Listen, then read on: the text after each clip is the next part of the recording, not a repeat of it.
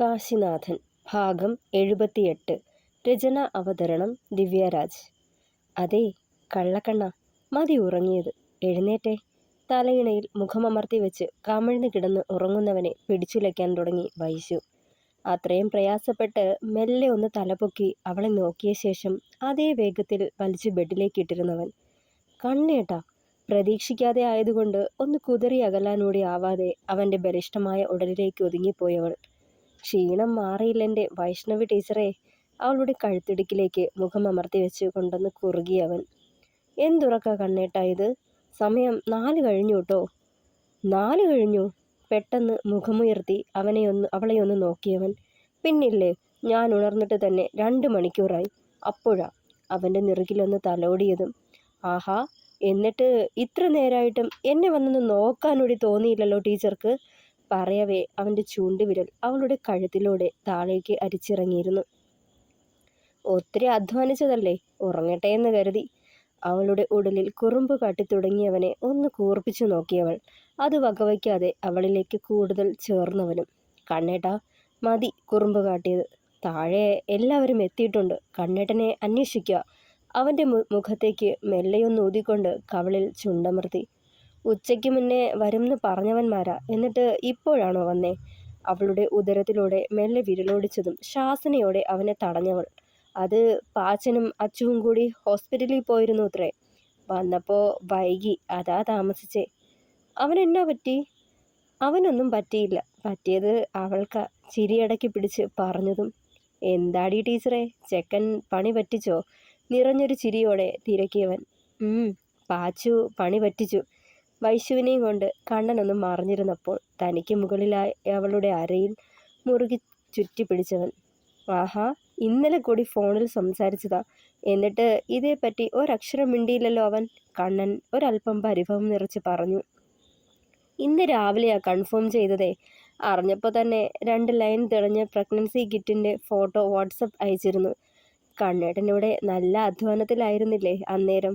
അവൻ്റെ നെഞ്ചിൽ മെല്ലെയൊന്ന് തല്ലിയവൾ. എടി, നീ കൂടുതൽ പറയല്ലേ.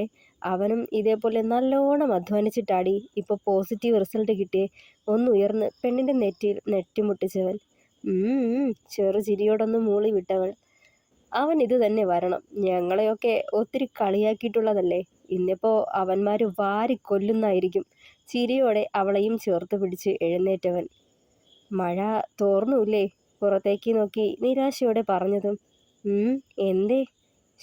ആ മഴയത്ത്, ആ തണുപ്പിൽ, ഈ ബെഡിൽ എൻ്റെ ടീച്ചറെ, നിന്നോടൊപ്പമുള്ള ആ നിമിഷങ്ങൾ, എൻ്റെ പൊന്നോ. ഉഫ്.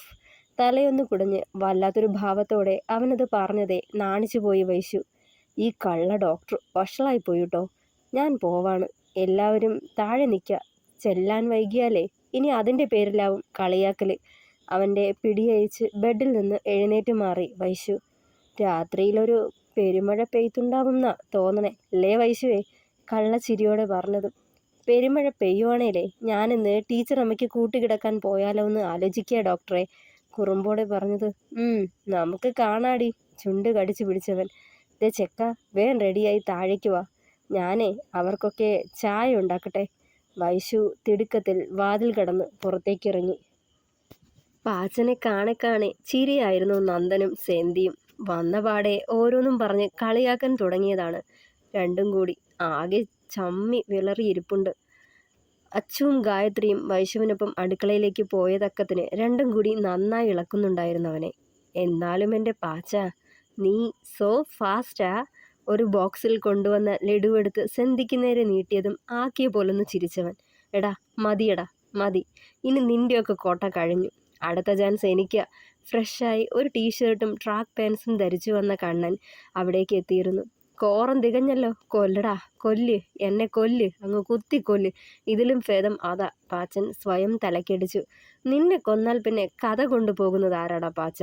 കാശി അവൻ്റെ തോളിലൊന്ന് തല്ലിക്കൊണ്ട് അവർക്കരികിലായി ചേറ് പിടിച്ചിട്ടിരുന്നു. എന്നാലും എൻ്റെ പാച്ചുവേ, എന്തൊക്കെയായിരുന്നടാ. മലപ്പുറം കത്തി, മെഷീൻ ഗൺ, അതിലും വേഗമായി പോയല്ലോടാ ഇത്. നന്ദൻ ചിരിയടക്കി. എന്നാലും എൻ്റെ പാച്ചുവേ, സീനിയോറിറ്റിയുള്ള ഞങ്ങളെ 2 മറികടന്ന് നീ ഗോളടിച്ചു കളഞ്ഞല്ലോടാ. കാശി താടിക്ക് കൈ കൊടുത്തതും ദൈന്യതയോടെ സെന്തിയെ നോക്കി പാച്ചു. ഒക്കെ അനുഭവിച്ചോടാ എന്ന പോലെ ചിരിയടക്കി പിടിച്ചിരിപ്പുണ്ടവൻ. എന്നാലും കണ്ണാ, കാണുമ്പോൾ ഇവൻ പറയുമായിരുന്നല്ലോ, വൈശുവിനെ ബാക്കി വെച്ചേക്കണേ, അവളുടെ മുടിയും നഖവുമെങ്കിലും കാണുമോടാ എന്നൊക്കെ. എന്നിട്ടിപ്പോൾ അച്ചുവിനെ ബാക്കി വെച്ചിട്ടുണ്ടോയെന്ന് നോക്കിയാൽ മതി. സെന്തി അവൻ്റെ തോളിൽ നല്ലൊരു തട്ട് വെച്ച് കൊടുത്തു. ഡാ, നീ കൂടുതൽ പണയല്ലേ, ഇതുപോലെ എനിക്ക് ഒരവസരം കിട്ടും. പാച്ചൻ മുരണ്ടു. എന്നാലും എൻ്റെ പാച്ച, നിന്റെ ഒടുക്കലത്തെ ആക്രാന്തം ഇത് തന്നായിരുന്നോടാ മോനെ നിനക്ക് പണി? നന്ദൻ വീണ്ടും പറഞ്ഞു ചിരിക്കാൻ തുടങ്ങി. എടാ, നീയൊക്കെ ഇത്രമാത്രം ആക്കി കൊല്ലാൻ വേണ്ടി ഞാൻ എന്ത് പാതകവാടാ ചെയ്തേ? ഒരു കുഞ്ഞിക്കാല് വരാൻ പോവെന്ന് കേട്ടപ്പോൾ ഒത്തിരി സന്തോഷിച്ചതാ. നാറികളും മൂന്നും കൂടി മനുഷ്യൻ്റെ ഉള്ള മൂടും കൂടി കളഞ്ഞു. പാച്ചൻ പല്ല് ഞെരിച്ചു. മൂട് കൂടിപ്പോയ എൻ്റെ ഫലമാ മോനെ ഇത്. കാശി അതിനിടയിൽ കയറി വീണ്ടും ഗോളടിച്ചു. മതി മതി മതി കണ്ണേട്ടാ, ഇതൊക്കത്തിനും ഒരതിരുണ്ട് കേട്ടോ. ഇത്തിരി കൂടുതലാ. പാവല്ലേ പാച്ചൻ, ഇത്രയും കളിയാക്കണോ? വൈശു ഒരു ട്രേയിൽ അവർക്കുള്ള ചായയുമായി അവിടേക്ക് വന്നതും ഗായത്രി ഒരു പ്ലേറ്റിൽ ചേന പുഴുങ്ങിയ കഷ്ണങ്ങളും എടുത്ത് അവിടേക്ക് വന്നു. പിന്നാലെ ചമ്മന്തിയുമായി അശ്വതിയും. ഓ, ഒരു പാവം. ഇവനെ ഇതൊന്നും പറഞ്ഞാൽ പോരൻ്റെ വൈശു, കുറഞ്ഞു പോയേ ഉള്ളൂ. കാശി അവനെ ഒന്ന് ഇരുത്തി നോക്കി. എന്നാലും പാച്ച, നീ സെന്തിലെന്തോ പറയാൻ വാ തുറന്നതും ഒരു ചേന കഷ്ണം എടുത്ത് അവൻ്റെ വായിലേക്ക് തിരികെ വെച്ചു കൊടുത്തു പാച്ചൻ. മതിയടാ, ഇനി ഒറ്റൊരുത്തൻ വായ തുറന്നാൽ ഇതാവും അവസ്ഥ. മനുഷ്യനെ ഒരപ്പനാവാനും സമ്മതിക്കൂലെന്ന് വെച്ചാൽ. ചേന കഷ്ണം ഇറക്കാനും തുപ്പാനും കഴിയാതെ കണ്ണു തള്ളി ഇരിക്കുന്നവൻ്റെ തലയ്ക്കൊരു കൊട്ടും കൊടുത്തു പാച്ചൻ. അതുകൂടി ആയതും കൂട്ടച്ചിരി മുഴങ്ങി അവിടെ. എടാ കണ്ണാ, നന്ദ, ഇനി അടുത്തത് നിങ്ങളുടെ ഊഴമ. നിങ്ങളിൽ ആരാ ആദ്യം കയറി ഗോളടിക്കുന്നതെന്ന് ഇനി കാണാം. സെന്തി ചിരിയോടെ രണ്ടിനെയും നോക്കി. വൈശുവും ഗായുവും ചമ്മിയ ചിരിയോടെ പരസ്പരം നോക്കിയേയുള്ളൂ. ഗായുവിൻ്റെ പഠിപ്പ് കഴിഞ്ഞിട്ടേ ഞങ്ങൾ കുഞ്ഞിനെപ്പറ്റി ചിന്തിക്കുന്നുള്ളൂ അല്ലേടി? ചെരിഞ്ഞ് ഗായത്രി ഒന്ന് നോക്കി നന്ദൻ. അതിനൊന്ന് പുഞ്ചിരിച്ചവൾ. അപ്പോൾ കണ്ണൻ, എടാ കാശിനാഥ, എനിക്കും കിട്ടുമെടാ ഒരു ദിവസം. അന്ന് ഞാൻ ഇതിനൊക്കെ ചേർത്ത് തരും. എനിക്ക് മൂഡ് കൂടിപ്പോയല്ലേ.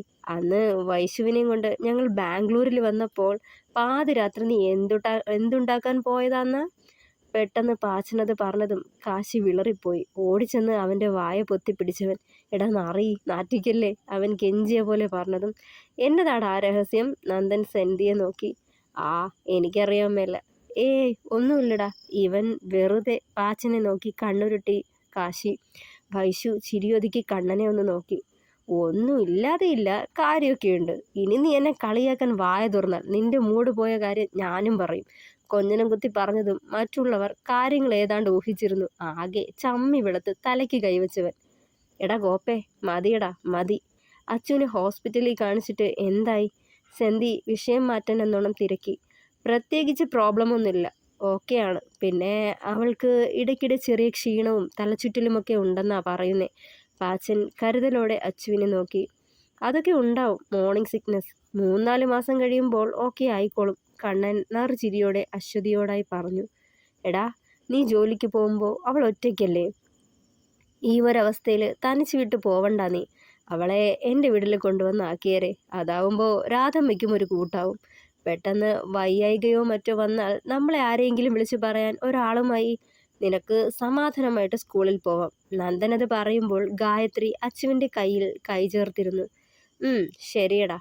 പാച്ചന് ഉള്ളു നിറഞ്ഞ സന്തോഷം തോന്നി. പലപ്പോഴും ഒറ്റപ്പെട്ടെന്ന് തോന്നുന്ന സാഹചര്യത്തിൽ തനിക്ക് താങ്ങാവുന്നത് ഇവരാണ്. ഒന്നിൻ്റെ പേരിലും തന്നെ അകറ്റി നിർത്തിയിട്ടേയില്ല, എന്നും ചേർത്ത് പിടിച്ചിട്ടേയുള്ളൂ. രക്തബന്ധമുള്ളവർ പോലും കാട്ടാത്ത സ്നേഹവും കരുതലുമാ ഇവർ തന്നോട് കാട്ടുന്നത്. ഞങ്ങളുടെ സ്നേഹക്കൂട്ടിലേക്ക് വന്നു കയറിയവരാ ഗായത്രിയും അച്ചുവും. അവരും അങ്ങനെ തന്നെയാണ്. യാതൊരു വിദ്വേഷമോ വെറുപ്പോ ഒന്നും അവർക്കിടയിലില്ല. ഞങ്ങളിൽ ആർക്കെങ്കിലും ഒരു ദുഃഖം വന്നാൽ എല്ലാവർക്കും നോവും. അതുപോലെ സന്തോഷം വന്നാൽ എല്ലാവരും ആഘോഷിക്കും. പ്രശ്നങ്ങൾ വരുമ്പോഴും ഒരുമിച്ച് നിന്നത് പരിഹരിക്കും.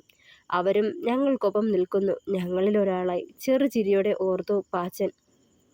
ഡാ കണ്ണ, നിനക്കൊരു വലിയ ഹാപ്പി ന്യൂസ് ഉണ്ട്, പറയട്ടേടാ. വട്ടം കൂടിയിരുന്ന് പുഴുങ്ങിയ ചേനയും ചട്നിയും കഴിക്കാൻ തുടങ്ങിയതും നന്ദൻ കണ്ണനെ നോക്കി നിറഞ്ഞ ചിരിയോടെ. എന്താടാ? കുറച്ചു മുന്നേ ഓഫീസിലേക്കൊരു മെയിൽ വന്നിരുന്നു. PC നാണുപിള്ള ചേട്ടനാ വിളിച്ചറിയിച്ചേ. അത്രയും പറഞ്ഞതും ആകാംക്ഷയോടെ എല്ലാവരും അവനെ നോക്കി. അവസാനം നമ്മുടെ യുദ്ധം വിജയം കണ്ടടാ. 4ാമത്തെ തവണ സിയാൻ്റെ കേസ് റീഓപ്പൺ ചെയ്യണമെന്നാവശ്യപ്പെട്ട് ഞാൻ കൊടുത്ത ഹർജി കോടതി അംഗീകരിച്ചു. കേസന്വേഷണ ചുമതലയും എനിക്ക് തന്നെ. നിറഞ്ഞ ചിരിയോടെ നന്ദൻ അത് പറയുമ്പോൾ ഒരു നിമിഷം സ്തബ്ധനായി ഇരുന്നു പോയി കണ്ണൻ. മുഖത്തെ ചിരിമാഞ്ഞ് കണ്ണുകൾ നിറഞ്ഞവൻ്റെ. എടാ, എന്തിനാ നീ കരയുന്നേ? നിനക്ക് സന്തോഷായില്ലേ? നിന്റെ സിയാന് നീതി കിട്ടാൻ പോവാടാ. അവൻ്റെ തോളിൽ തട്ടി നന്ദൻ അത് പറയുമ്പോൾ അവനെ മുറുകെ പുണർന്നിരുന്നു കണ്ണൻ. താങ്ക്സ് നന്ദ. ഞാനിതിനെങ്ങനാടാ നന്ദി പറയണ്ടേ? വിതുമ്പിപ്പോയവൻ. ഓ, അവൻ്റെ ഒരു നന്ദി കൊണ്ടുപോയി നിന്റെ പട്ടിക്ക് കൊടുക്കടാ. പാച്ചൻ അവൻ്റെ തോളിൽ തട്ടി. ഒന്ന് പോടാ. 3 തവണയും കോടതി തള്ളിക്കളഞ്ഞ കേസാ. അത് വിട്ടുകളയാതെ അവൻ അത്രയും എഫേർട്ട് എടുത്തത് കൊണ്ടാ. എനിക്ക് തന്ന വാക്കിന് പുറത്തല്ലേടാ. കാശി ഈറൻ കണ്ണുകൾ തുടച്ചു. വമ്പന്മാരൊക്കെ കൂടി ഇതിന് പിന്നിൽ കളിക്കുവാന്നറിഞ്ഞപ്പോൾ എനിക്കും വാശിയായി പോയടാ. എങ്ങനെയും ഈ കേസ് റീഓപ്പൺ ചെയ്തേ പറ്റൂ എന്ന ചിന്തയിലായി. ആ ശേഖരനും അയാളുടെ കാശ് മോന്തുന്ന ഏമാന്മാരും നല്ലോണം കളിച്ചു. പക്ഷേ ഈശ്വരൻ എന്നൊരു ശക്തി കൂടെ ഉണ്ടല്ലോടാ. അതുതന്നെയാവും ഇതിനു പിന്നിൽ. നിശ്വാസത്തോടെ പറയുമ്പോൾ മറുപടി പറയാനാവാതെ ഇരിപ്പായിരുന്നു കാശി. മനസ്സ് മുഴുവൻ സിയാന്റെ ഓർമ്മകൾ തികട്ടി വന്നിരുന്നു. ഈ 4 പേരെ പോലെയും തന്നോട് മനസാക്ഷി കാണിച്ചവൻ, തന്നെ സ്നേഹിച്ച് ചേർത്ത് പിടിച്ചവൻ, തനിക്ക് കൂടി വേണ്ടി സംസാരിച്ചതിനാണ് അവൻ്റെ ജീവൻ പോലും ആ ദുഷ്ടന്മാർ ഇല്ലാതാക്കിയത്. ആ നിമിഷം സഞ്ജയോടും ആ 5 പേരോടും വല്ലാത്ത പക തോന്നി കാശിനാഥന്. ചുട്ടരിക്കാനുള്ള പക. ഇവനെയൊക്കെ നിയമത്തിന് മുന്നിലേക്ക് എറിഞ്ഞു കൊടുക്കുകയല്ല വേണ്ടത്, കൊന്നുകളയണം. ഇനി ഒരിക്കലും ഇതുപോലൊരു പാതകം ചെയ്യാൻ ഇവനെ പോലുള്ളവർ മുതിരരുത്. അമർഷമടക്കിയവൻ. കുറ്റവാളിയെ പിടികൂടി ശിക്ഷ നടപ്പാക്കാൻ കോടതിയും നിയമവും ഉണ്ട് കണ്ണ. അത് അങ്ങനെ തന്നെ പോട്ടെ. അല്ലാതെ നിയമം കയ്യിലെടുക്കുന്നത് എനിക്കൊരിക്കലും അംഗീകരിക്കാൻ ആവില്ല. ഒരു സാധാരണക്കാരനായി ചിന്തിക്കുമ്പോൾ നീ പറഞ്ഞത് നേരെ തന്നെയാ. ഇവനൊന്നും ജീവിച്ചിരിക്കാൻ അർഹരല്ല. എത്ര പേരുടെ ജീവിതം വച്ചാ കളിച്ചത്? നിന്റെ അടക്കം എത്ര പേരുടെ ജീവിതം അവനൊക്കെ നശിപ്പിച്ചു കാണും. വൈശു നിന്റെ ലൈഫിലേക്ക് വന്നതുകൊണ്ട് നിന്നോട് ചെയ്തതൊക്കെ ഞങ്ങൾ അറിഞ്ഞു. അതുവഴി നിനക്കുണ്ടായിരുന്ന വലിയ മെൻ്റൽ ട്രോമയിൽ നിന്ന് റിക്കവർ ആവാൻ നിനക്കും കഴിഞ്ഞു. പക്ഷേ നമ്മൾ അറിയാതെ പോയ എത്രയോ കഥകൾ ഇതുപോലെ ഉണ്ടാവും. ഇവനൊക്കെ കാരണം നീ അനുഭവിച്ച മാനസിക പ്രശ്നങ്ങൾ അനുഭവിച്ചവരും ഇപ്പോഴും അനുഭവിക്കുന്നവരും ഉണ്ടാവില്ല എന്നതിന് ഉറപ്പുണ്ടോ? ഒരിക്കലുമില്ല. പുറത്ത് പറയാനുള്ള ഭയമോ നാണക്കേടോ കാരണം ഭാവി തകർന്ന് സ്വപ്നങ്ങൾ തകർന്ന് വീട്ടിലിരിക്കുന്നവരും ഉണ്ടാവില്ല. റാഗിങ് എന്ന പേരിൽ അവനൊക്കെ ചെയ്തു കൂട്ടിയ പേക്കൂത്തുകൾ ഇന്നും പലയിടങ്ങളിലും അരങ്ങേറുന്നുണ്ടാവില്ലേ? പലതും പുറം ലോകമറിയാതെ കുഴിച്ചു മൂടപ്പെടുന്നു. സിയാന്റെ മരണം പുനരന്വേഷിക്കുന്നതിലൂടെ സഞ്ജയും കൂട്ടരും ചെയ്തു കൂട്ടിയതൊക്കെ പുറത്തു കൊണ്ടുവരണം. ഇവനൊക്കെ തക്ക ശിക്ഷ കിട്ടുമ്പോൾ ഇതുപോലുള്ള ക്രൈംസ് നിയമത്തിന് മുന്നിലേക്ക് കൊണ്ടുവരാൻ ആളുകൾ ധൈര്യം കാണിച്ചു തുടങ്ങും. ചെയ്തു കൂട്ടുന്നതിനൊക്കെ എന്നായാലും ശിക്ഷ അനുഭവിക്കേണ്ടി വരുമെന്ന് മനസ്സിലാക്കുമ്പോൾ കുറേ പേരെങ്കിലും ഇതുപോലുള്ള തെറ്റുകളിൽ നിന്ന് പിന്മാറും എന്ന് പ്രതീക്ഷിക്കാം.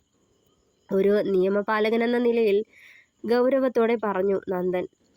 നിയമം ജനങ്ങൾക്ക് വേണ്ടിയുള്ളതാണെങ്കിലും അത് കയ്യിലെടുക്കാൻ ആർക്കും അധികാരമില്ല. അവൻ പറയുന്നതിന് തലയാട്ടി വിട്ടു കാശിനാഥൻ. അപ്പോഴും കാശിൻ്റെയും പദവിയുടെയും ബലത്തിൽ സഞ്ജയെ പോലുള്ളവർ നിയമത്തെ കൈക്കുള്ളിലെടുക്കാനും സാധ്യതയുണ്ടെന്ന ചിന്തയിലായിരുന്നു കാശി. തുടരും. പ്രിയപ്പെട്ടവരെ, കഥ ഇഷ്ടമായാൽ അഭിപ്രായങ്ങൾ പറയണേ. ലൈക്ക് ചെയ്യുക, ഷെയർ ചെയ്യുക, സപ്പോർട്ട് ചെയ്യുക, ഹൈപ്പ് ചെയ്യുക, സബ്സ്ക്രൈബ് ചെയ്യുക. താങ്ക്